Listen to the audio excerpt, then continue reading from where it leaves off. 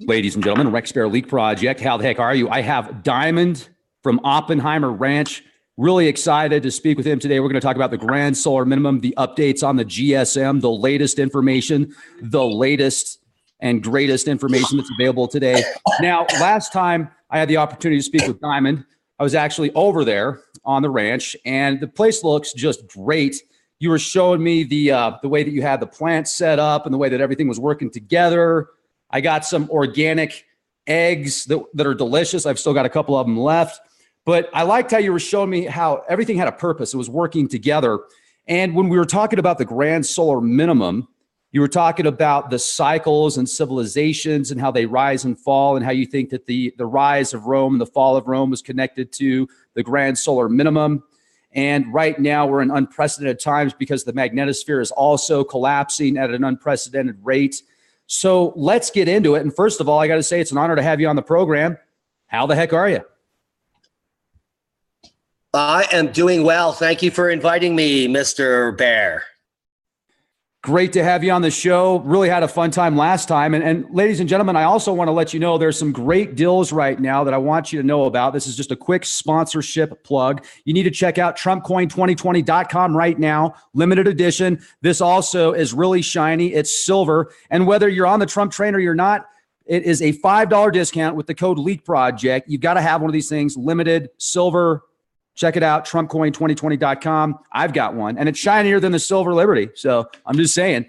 All right, so the GSM, crazy times. I just got back from Denver and looking at, especially when I got to Wolf Creek over the pass, the beetle destruction at the higher elevation combined with the UVC that might be coming in is, wow, unprecedented. I mean, 90% of certain forests are toast. They're done. So how long have you been studying the grand solar minimum? And for our audience, real quick, brief description about yourself, about your project at Oppenheimer Ranch, the grand solar minimum, and how you know so much about it. Like what makes you a little bit different than, let's say, somebody like myself with a very powerful internet education combined with all the people that I've spoke with.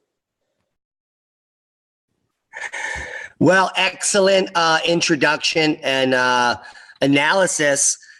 I will qualify myself by saying that I started as an undergraduate in the 90s studying geology. I became an invertebrate paleontologist back then and stayed for my master's degree. And we studied Milankovitch cyclicity and how it represented itself in the sedimentary strata. So that's how I got my start.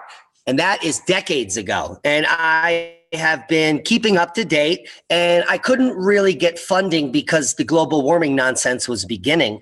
So the type of work I was doing, cyclicity, is frowned upon when we're talking about natural climate cycles.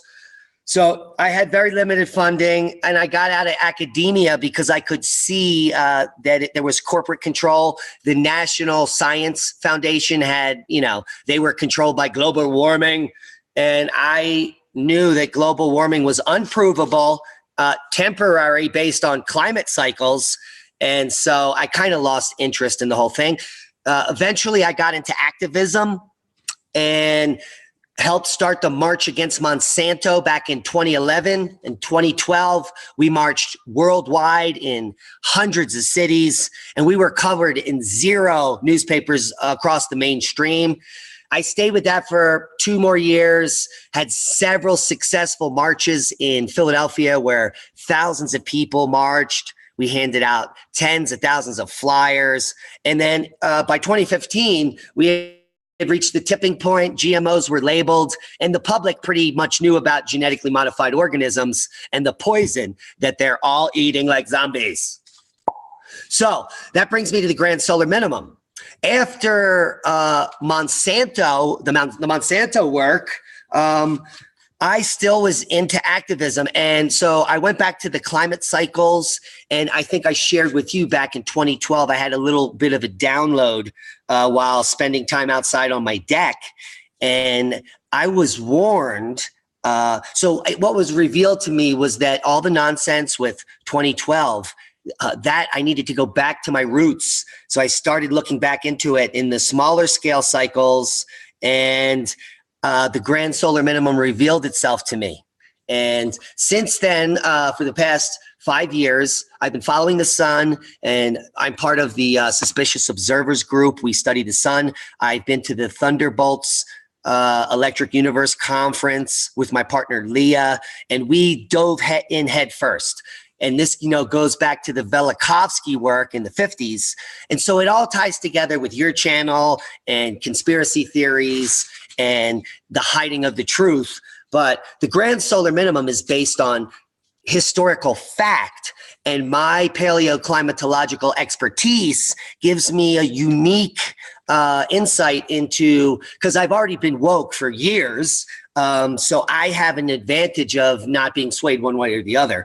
Plus, I am independently not controlled by anyone. I opted out of society 5 years ago, and I'm never going back.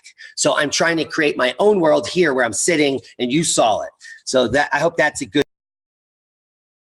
Yeah, that's great, Diamond. Let's talk about that for a minute. So you were in the mainstream circles, you know, the education that you were getting, the climate change, the global warming. You said something's not right here. I've spoken with Wal Thornhill before, and genius. I remember he was one of the first people that I talked to back in the day when I first started the Leak Project. I mean, maybe within the first year. Very intelligent. I need to have him back on again. So you subscribe more to the electric universe. And then you said something about plasma physics. You studied plasma physics. Could you talk about that?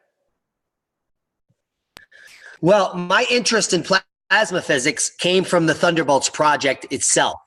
So after that download in 2012, what was revealed to me suddenly was that the petroglyphs were nonsense. The ones that we didn't know about had to do something with the stars. And I immediately searched the internet, found the work of David Talbot, The Electric Universe, and found that in 2006, Anthony Peratt, a plasma physicist from right down the road here in Los Alamos, ran into Dave Talbot at an Electric Universe conference.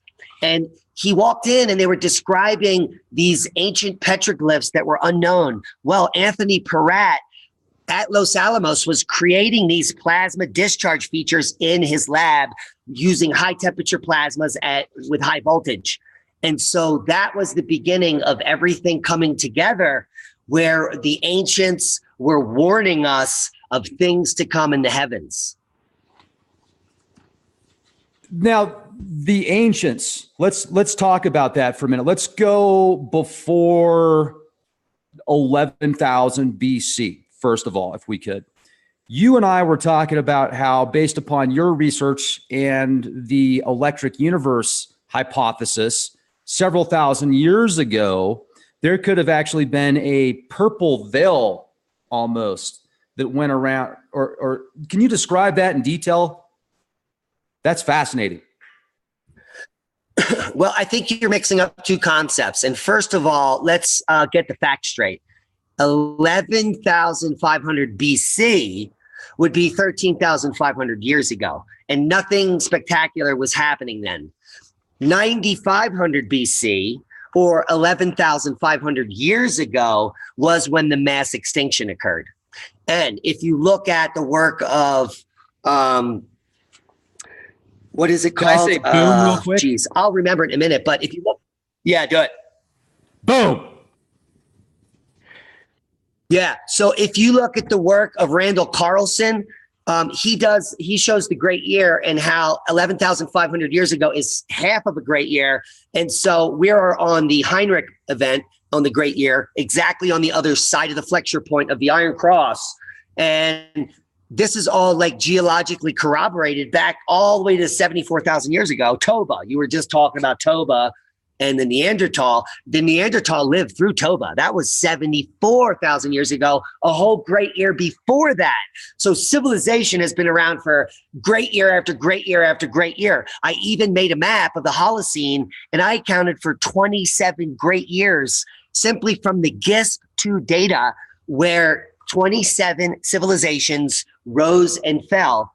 And we have high resolution ice core data to corroborate it. As far as the climate shifts, we're talking about a 9 degrees C climate shift wiping out civilizations time immemorial. Now, the grand solar minimum is a smaller scale. It is a it's called an interglacial time scale, and that is a civilization run or a great year run. So the civilization we're in is the same as the Roman Empire civilization, and the 111.5, the civilization prior to that, was the megalithic builders. They were different than us. So their DNA was changed. And so they had our same DNA, but they were giants and psychic. And it's a whole different thing, 11.5, because the DNA is expressing itself based on the cosmogenic forces that are around at the time. And those change every 26,000 years or a great year. Precession of the equinox changes everything. You know, we're going into the age of Aquarius.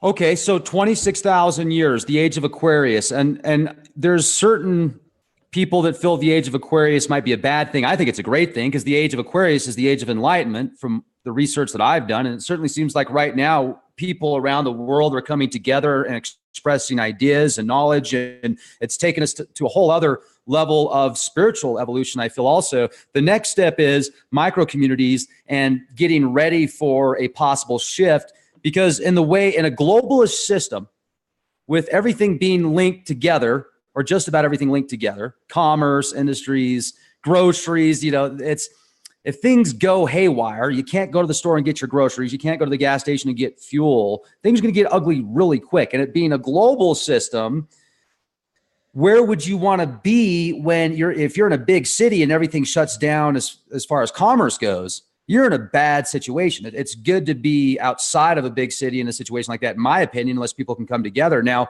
do you think that this grand solar minimum that we're certainly in right now, at least it seems that way, since December 21st, 2012, there's been an enormous uptick in extreme weather, earthquakes, flooding, heat waves, global reports that are showing the resources have been already consumed.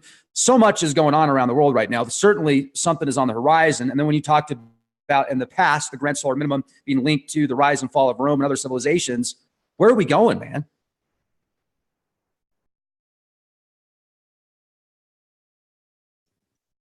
Okay, so here's how I see it. Here's how I see it. We share the GIS2 ice data core, and I've overlaid the Minoan civilization and the Romans and the Greenland warm. And what you can see and what you're looking at when you see the spikes there on the graph is a periodicity of every 1,000 years, a major drop off after a major rise. And that 1,000-year cycle corresponds with a 400-year cycle and a 200-year cycle laying together and overlapping. They're coming into phase. And when they all come into phase, the 2 and the 4, you get the 1,000-year boom. And we are at the 2, the 4, and the 1,000-year boom, but we're also at the end of the interstadial, which means the end of the glacial warm, which happens after 11,500 years based on the Great Year. So from this point forward, based on the last 5 glacial cycles, the temperature drops from now for the next 1,500 years, 8 to 10 degrees C. And it goes down, down, down, down, down. Now, as far as the grand solar minimum is concerned, that's the least of our worries because we are also living a magnetic excursion, or the magnetic pole flip is occurring. And it's a unique one. The poles are meeting on one side of the Earth near Indonesia. And if we extend the data sets that we have off into the future, we will reach minimum magnetic field, and the poles will meet at the equator sometime in 2035. This is also happening while the Earth is cooling and we're going into grand solar minimum. So chaos is imminent, and if we look in the past, it's always happened. So now we can see with science and data why it's going to happen, and the stuff is going to hit the fan, and how it unfolds is guesswork. It could happen in the next 3 years. There could be a lull. It could be in 7 years, could be in 10 years.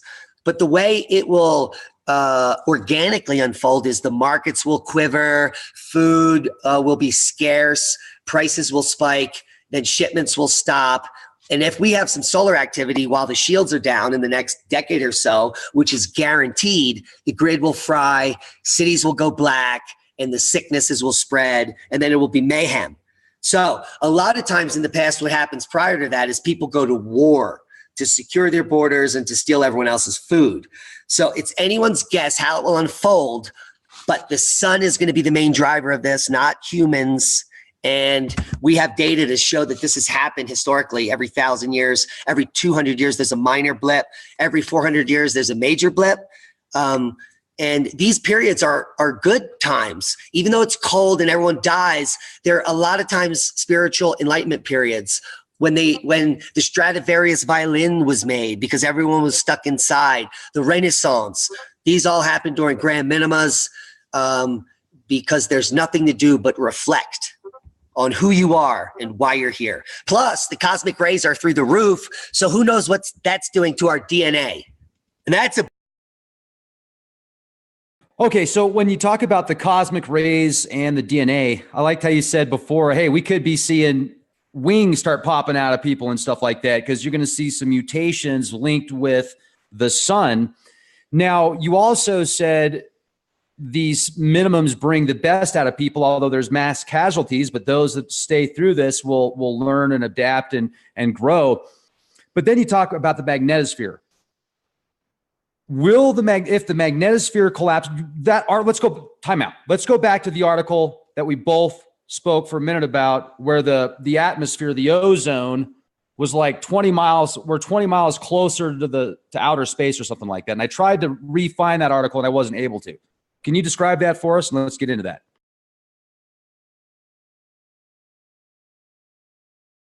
You're muted.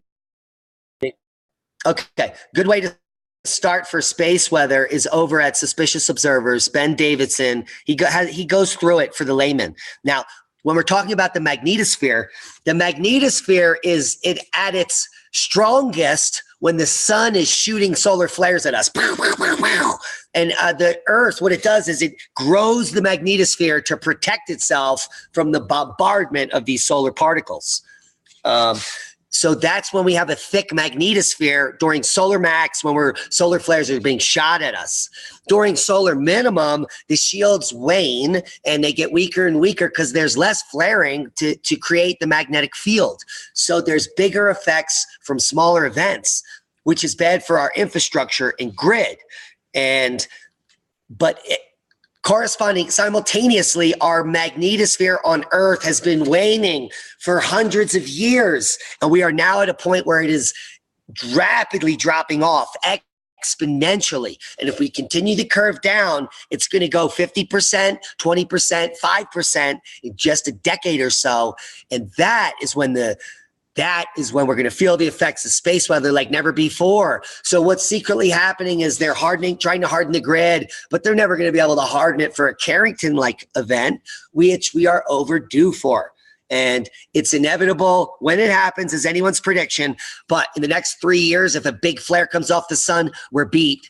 And then during the next minimum, it could also happen as we go back up into cycle 25, as the sun kicks back on, the magnetosphere will have waned even more. And we could have just a small X flare could fry a section of the grid. And that could be lights out for a year or more in a major city. And that would be global. I mean, that'd be insane. Looting would immediately happen.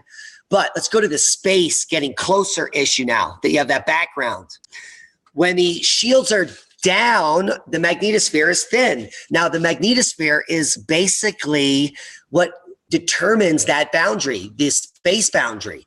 And if you read old textbooks, they'll say that that's up at 126 miles. And then if you read some textbooks in the 80s and 90s, they'll say space is at 100 miles. And if you Google some recent stuff, they say space is at 86 miles. So that's space is getting here. It's coming close. And what does that mean? It means less atmosphere, stratosphere, and ionosphere to protect your ass from cosmic radiation. And what we know as geologists, paleoclimatologists, volcanologists, every one of us, tens of thousands globally, that at these 11.5 flexure points, or at these precessional points, or these mass extinction events, or magnetosphere flips, there is global catastrophe. There's K-bentonite layers from huge volcanic eruptions worldwide. And there is coal measures and other insane cosmogenic stuff, and iridium and micro diamonds and stishovite and shock quartz and anything you can imagine that comes from space. So the mainstream doesn't talk about this because we don't teach catastrophic geology, which is clearly the truth. I've lived on Earth my whole life, and it's really quiet between big events. And the big events are periodic, episodic. They always occur, and they're cosmically driven. Boom. Well, I haven't lived on Earth my whole life, just a few years actually. But what I have seen is incredible. I mean, this is just, I'm really excited. So let's talk about the flybys. Let's talk about the pole shift. And there's a lot of misinterpretations of what a pole shift is. And I asked you before, do you think that there could be a physical pole shift? You said, no way. If that was to happen, then all life would be gone. What's so the difference between the two? And then how soon could we actually see a magnetic pole shift? And will it just be a slow process? I remember reading articles several years ago talking about how they had to realign flights. They had to realign certain runways at airports because the compass was off and the electronics were off. This was back in 2011.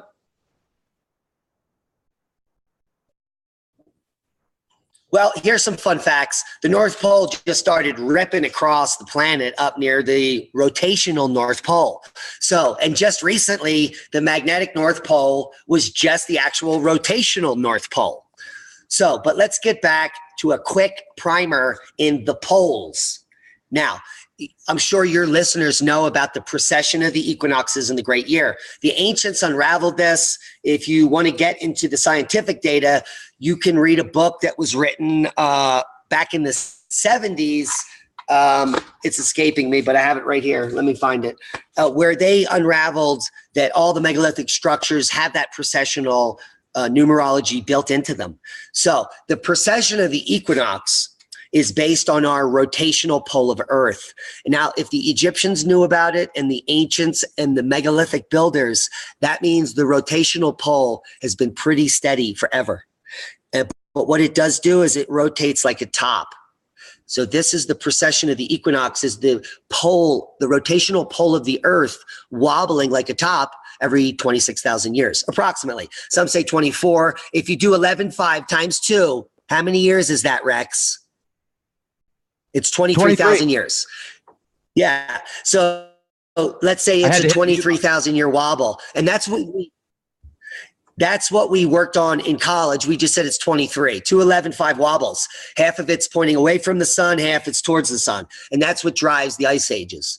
Boom, boom. But what I uncovered with my work is that the ice ages happen all the way back in geologic history, if it is driven by ice ages. And we know that ice is not always on Earth. So that signal, with or without ice, is always driving these massive climate shifts, which drive mass extinctions. And now I know it's cosmogenic. It's from space. So we don't need a big flood to kill everything. If all of a sudden space is closer during a magnetic flip and cosmic radiation is raining down, everybody will die. You don't need a real catastrophic event to kill everybody, like a meteor impact. But what probably happens as the magnetosphere wanes and space gets closer is a bunch of stuff comes in, because we become maybe like a magnet, like a target, and we start sucking it all in.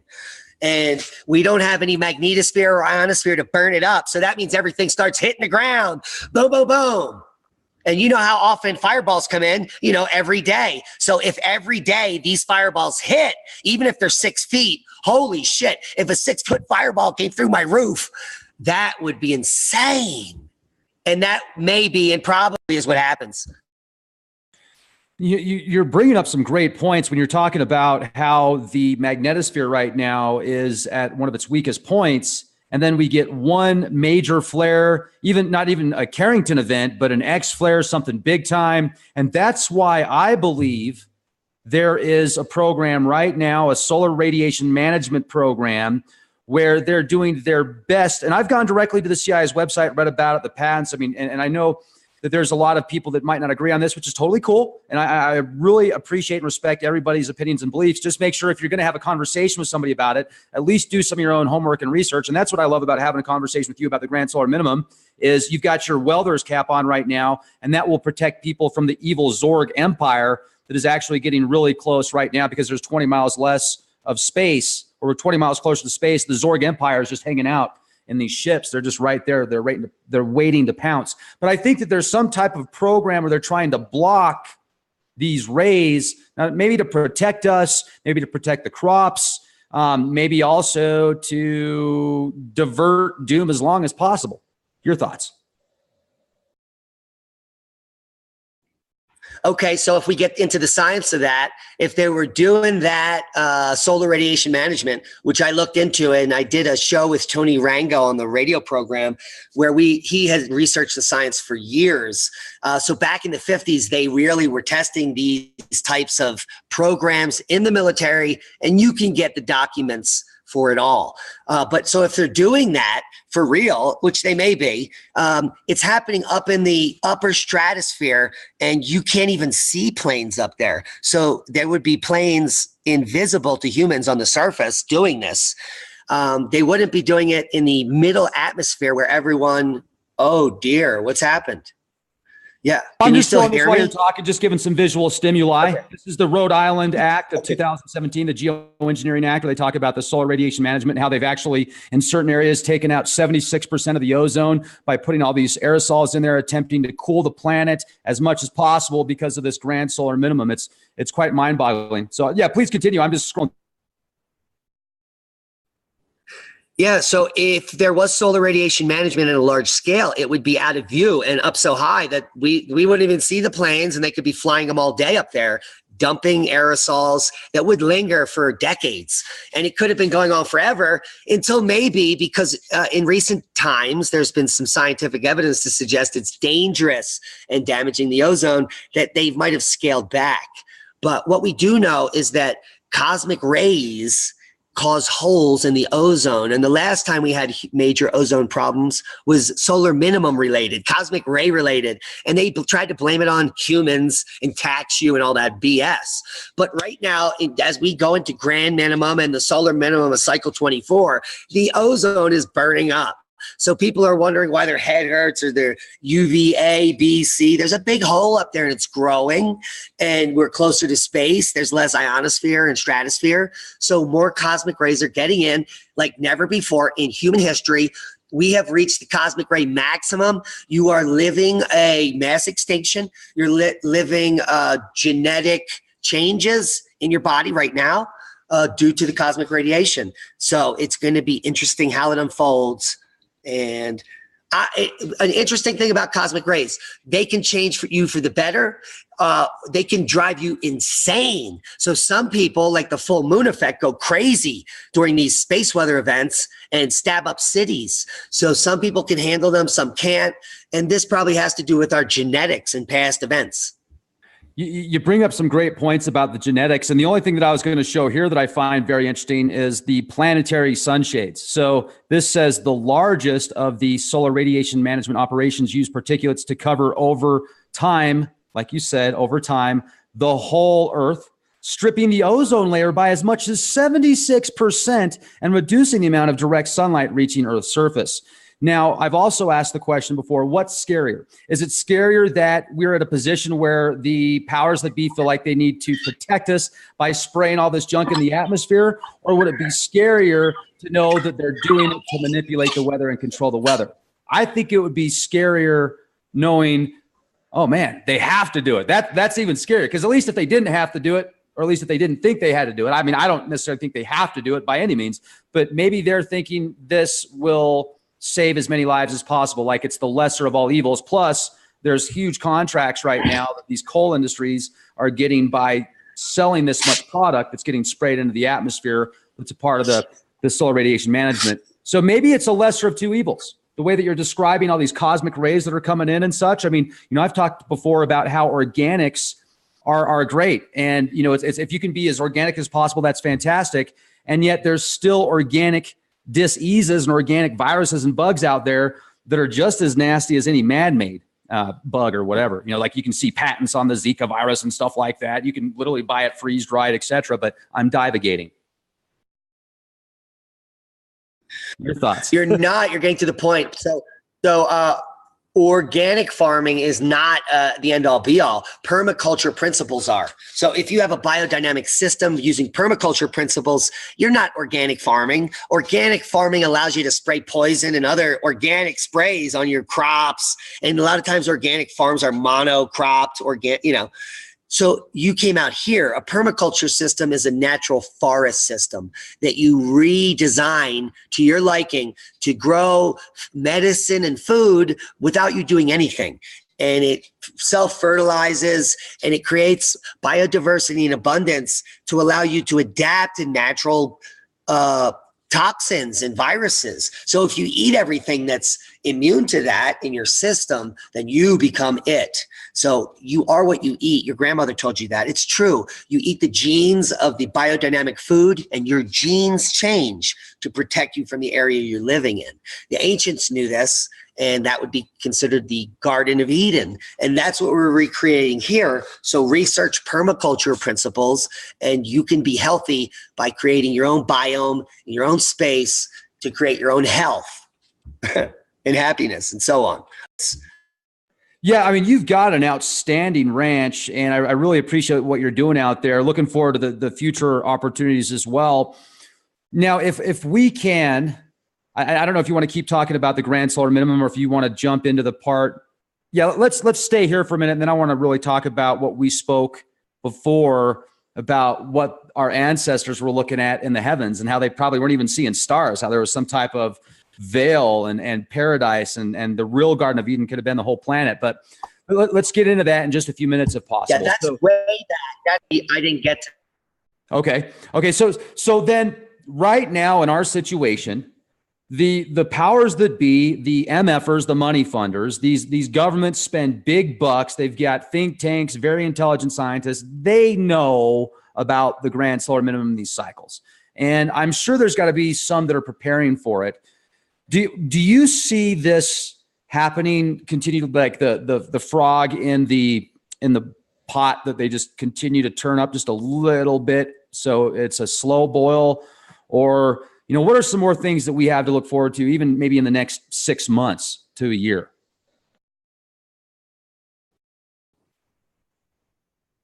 Well, what I'd be most afraid of, and if you look at John Casey's relational cycle, he's the author of Cold Sun and several books that have to do with grand solar minimums and climate cycles. Now, he actually had a stroke last October during a major solar flare, and we were at KP8 when he had a stroke because the sun controls human health.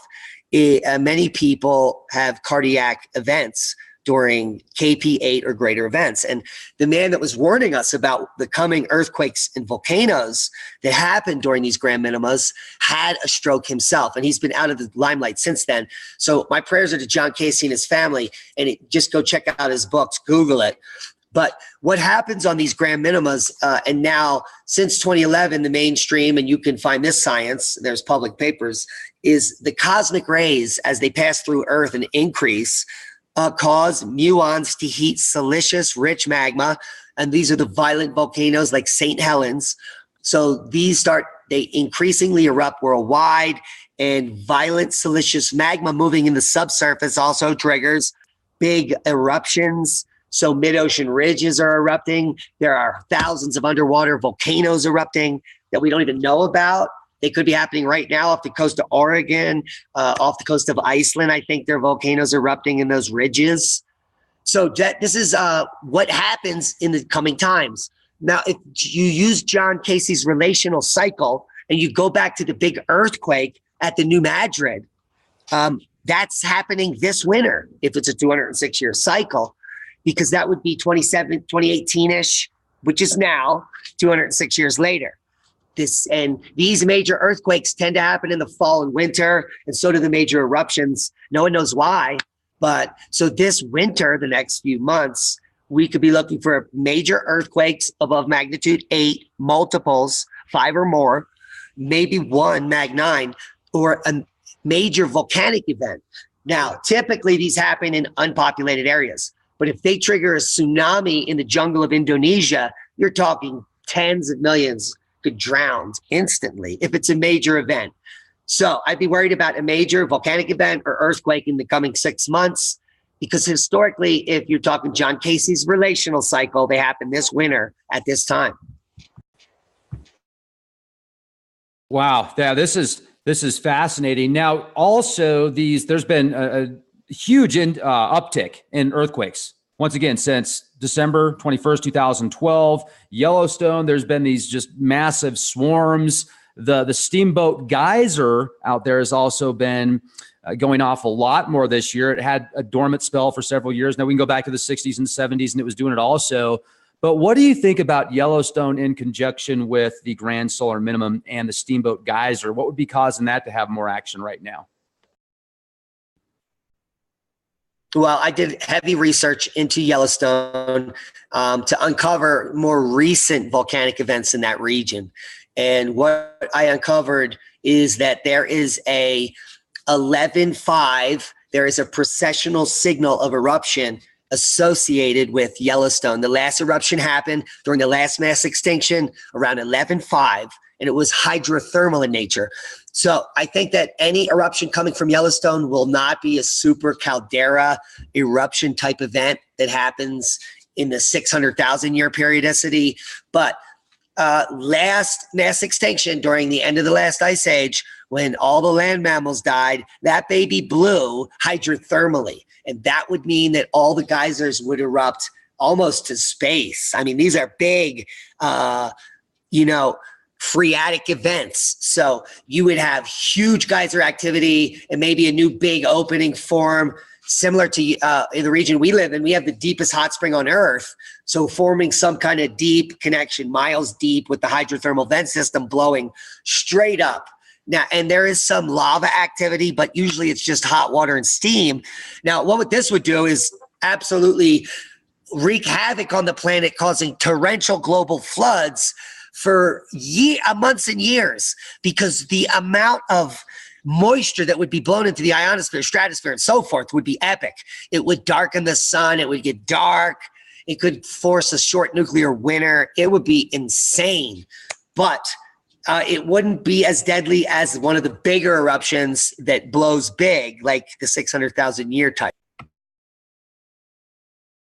Are you seeing that in the near future? It's a potential in the coming decades, but there is no evidence to suggest it's waking up. The re-eruption of that, the steamboat, etc. This is the largest hydrothermal area on the planet, and the hydrothermal activity migrates around all the time. In the geologic past, similar things. I mean, you just said back in the 60s this was happening. So what you expect for naturally occurring stuff in Yellowstone is for the stuff to shift around. What you don't expect is Old Faithful to happen exactly the same time every hour. That is an anomaly. What is not an anomaly is Steamboat now blowing up 7 times. That's normal. But if we see all the geysers starting to erupt, then you want to start prepping and move away, because then that will be triggering the huge hydrothermal event that will blow the top off up into space. It's a phreatic super geyser. Yeah, that would be intense. I remember about a year and a half ago, I went up to New Mexico, and there's an area out there that's private land where you can actually tour 18 different volcanoes that are not active. But that area out there in New Mexico, I remember driving out there, and for miles and miles and miles, you could see the ground. It looked like it is lifting slowly, and you can see this volcanic rock that's coming up with it. That whole area out there is lifting several inches a year. It's just incredible. And, when you said that the Neanderthals didn't become extinct after Toba, and I thought about that, because you're right. The numbers, they say that was about 64,000 years ago, approximately. And then if you look at the time frame of the Neanderthals becoming extinct at 40,000 years ago, yeah, there's a big gap there.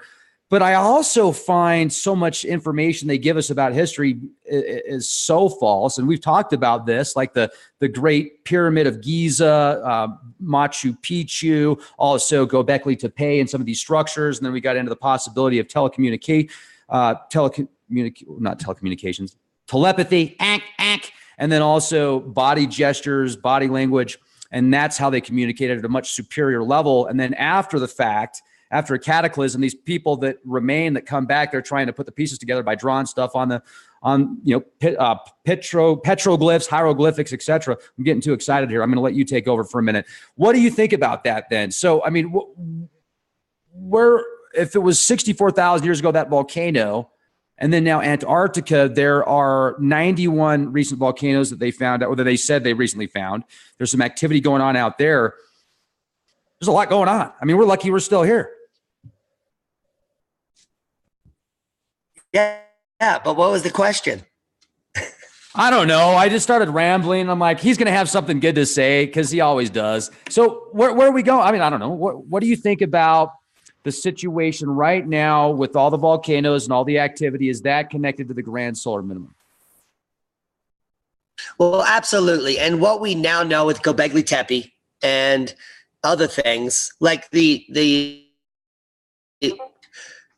Lion Man that's 40,000 years old, and all these other key details that mean that our civilizations have been around for for years, tens of thousands of years.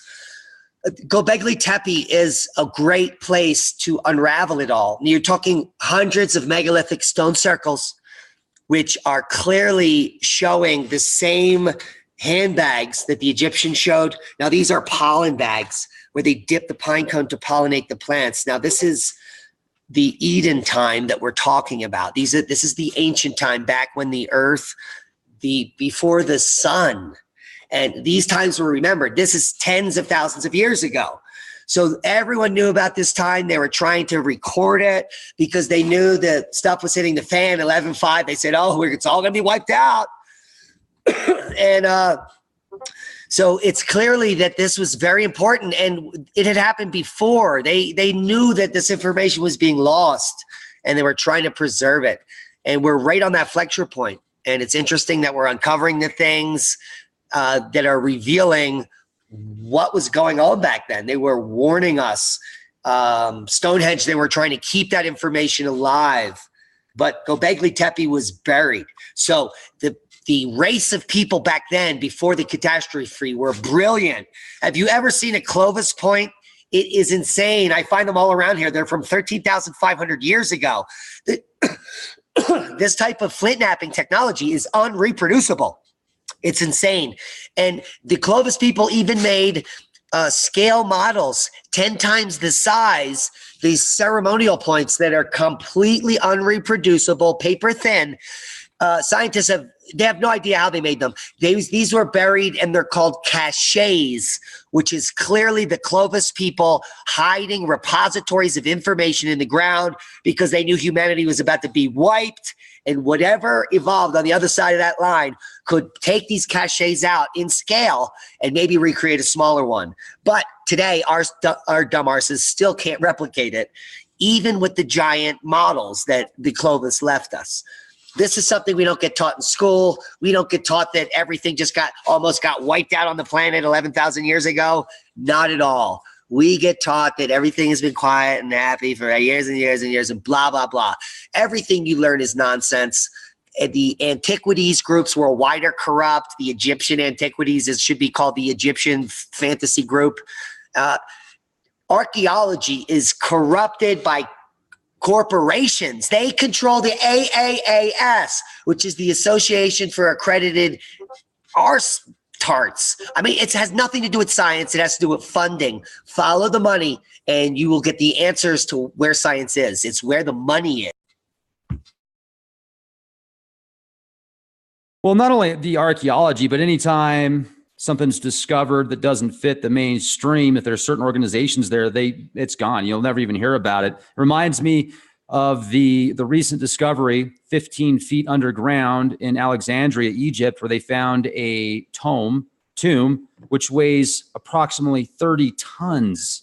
30 tons. Phil? And then when they opened it, now this could be it. Now, you brought up an interesting point, though, about how maybe this civilization is trying to mimic previous civilizations and dynasties, and in doing so, they take these old megaliths and stuff that's already available and use it to make their next burial ground or whatever. But the fact that there was a 30,000 pound tome that has black onyx you would think that they don't want something getting out of that. Whatever it is, they don't want it getting out. And then when they open it up, they're like, oh, yeah, well, somehow sewer water leaked in here. And there's just 3 dudes. That one, yeah, you can see that one looks like he lost in a battle because, part of his skull is missing and all. But just 3 regular guys we found in a 30-ton. No, 30-ton, that'd be 60,000 pounds. 60,000 pounds. Totally normal. And, yeah, that's what they found. Now, did they find a giant in there?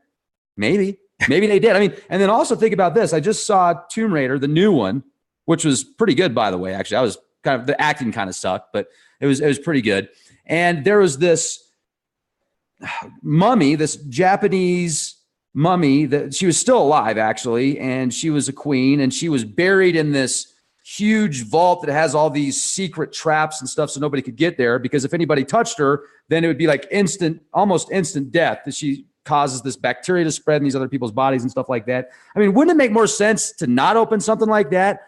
And then they said they dumped the water. I'm going back to this 30-ton tomb that they opened up. They're like, yeah, we opened it up and there was sewer water in there, so we just dumped it out in the road. No big deal. Who knows what's in there? And people are like, yeah, that's what happened. I believe it. Yeah. So Rex, let's just clear the air here. Those large, perfectly machined, quote unquote, sarcophaguses are not sarcophagi.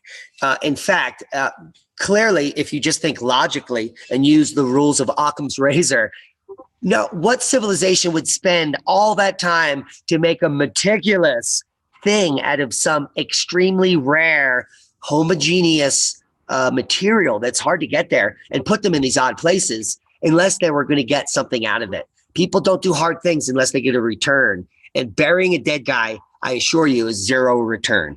They have nothing to do with the Egyptians. They have to do with a much older ancient race they were using these boxes for energy production. We are just on the cusp of understanding that the Egyptians repopulated ancient megalithic structures that they had nothing to do with. They might have had some legends passed down from them, but those were burned in time, like all historical documents are burned. And then the winners, they make up some stories. Everything you know past 1900 is fake. 98% of all information prior to 1900 is a lie. So we're talking tens of thousands of years ago. Do you think we know anything about that? No. But those quote unquote sarcophagi have nothing to do with burial chambers for anything. They were reused time immemorial, because when we found them, they were like, the same time we found them now. We're like, how did they build these? Same thing happened back then. And so they haul them all around like idiots and buried important people in them. And now they're filled with poop. We still have no idea what they were for. But they were creating energy, probably psychic energy or something spiritual, that we could create megalithic things or communicate globally, because the globe clearly was communicating everywhere. They all knew this information. These structures are on an old equatorial line. I don't know if you've seen the work of some of the people that have recreated that. So clearly, something was going on tens of thousands of years ago that everyone knew about except us. Yeah. There's the evolution is devolution, it seems, for most people anyway. And if you look at all these cataclysms that have taken place, there's probably been select pockets that have survived, and they've been able to take their technologies to the next generation, to the next level, and continue to do so, and breakaway civilization, some type of breakaway civilization that found a way to maybe travel the stars, maybe create some type of wormhole generators out of their mind. Who knows? I don't know. But the pine cone and these ancient tablets that show the pine cone, and then birds on each side of the pine cone, and the stories that talk about how the one of the v.i.a.g.r.a people were sacrificed in order to make this version of humanity that we're in. And we are basically an artificial intelligence designed for the gods anyway.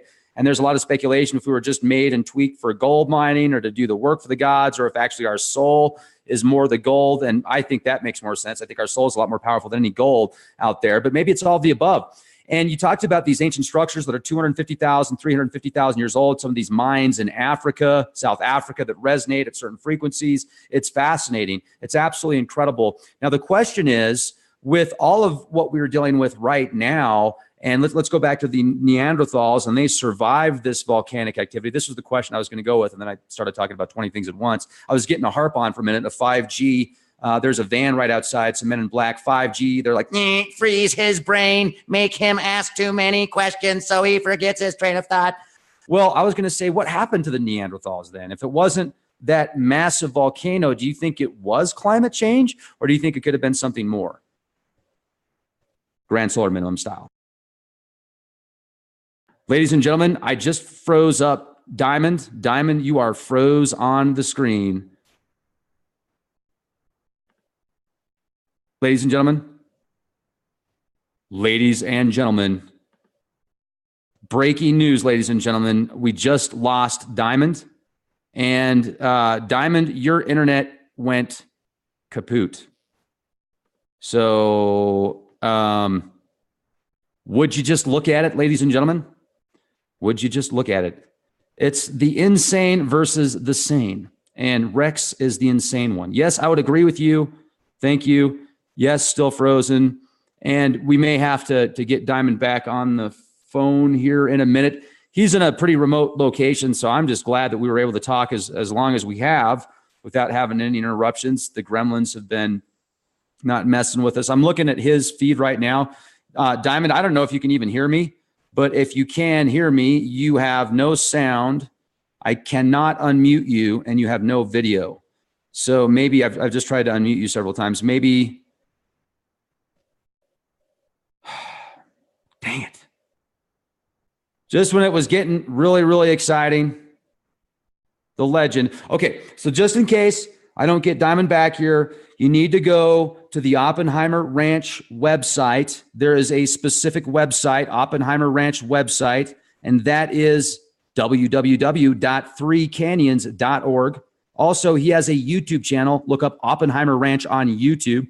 He does updates almost every single day. Sometimes he does multiple videos a day, and extremely knowledgeable in living off the grid, living with nature and using it in a way that it's harmonious and fluid. And the way that he was, like when I went out to the ranch, he's in such a good location that personally, if things get bad and you are in a city versus a place like where Oppenheimer Ranch is, you'd probably be a lot safer at the Oppenheimer Ranch or somewhere similar to that. Now, the thing is, though, when you're at high elevations like this, you got to get used to it because it's very difficult to breathe at high elevations. I'm going to stay online for a minute, and maybe he'll jump back on here because he just dropped. The call just dropped. So I'm going to give it a few minutes. Diamond, if you're still there, if you want to join us back, I'd really appreciate it. Oh, hey, cool. Is that someone brought me food? Awesome. Thank you. Excellent. It's all organic. It was all made at the ranch. Dang it. Diamond, we need you, man. We've got over 800 people here live right now, and they don't want to listen to me talk because they hear that enough. They're wanting to hear legendary Diamond. Okay, now, one of the things that was neat when we were talking before, if he jumps back on here in a minute, if not, I'll have him back on the show again soon. I'm sure you'll be seeing a lot more of us. There's some neat things on the horizon as well. But anyway, where's they going with this? I don't remember, ladies and gentlemen. You want to fry? Oh, this is all organic. Nanotechnology combined with a 3D printer. It was just printed, actually. I just printed up my lunch. So the 3D printer. Yeah. Come back, Diamond. We need you, man. Yeah, he is cool. He definitely knows his stuff, very intelligent, and he'll keep you on your toes. So, it's an organic plastic bag. Organic. It even says that. No, it doesn't. Just joking. I'm going to give it like 2 more minutes, and then I've got another show coming up here shortly with Wayne Steiger. Wayne Steiger is going to be on at 7 p.m. Mountain Time as well. And then maybe I can even get Diamond to come back on tonight or something like that. But it's really interesting when you look at the cycles, and if you're able to do a comparative analysis where you can actually write it down and graph it. If you look at the solar cycles and the sun cycles, whether it's a 200-year cycle, a 400-year cycle, a 1,000-year cycle, 12,000-year cycle, and then link all the dynasties and inventions and things that happened around those timeframes, It'd be quite remarkable.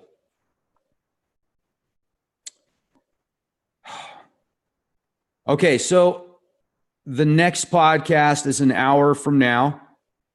I'm going to leave the links for Diamond's website and his YouTube channel in the video description box. If you're watching this on your phone and you don't know where that is, just look for the video description box, which is right underneath sometimes the comments, and then it'll be underneath the video sometimes, depending on your operating system.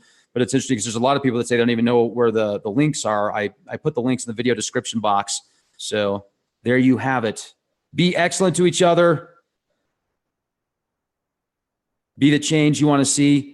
And since Diamond's not here to say it, boom! Hello.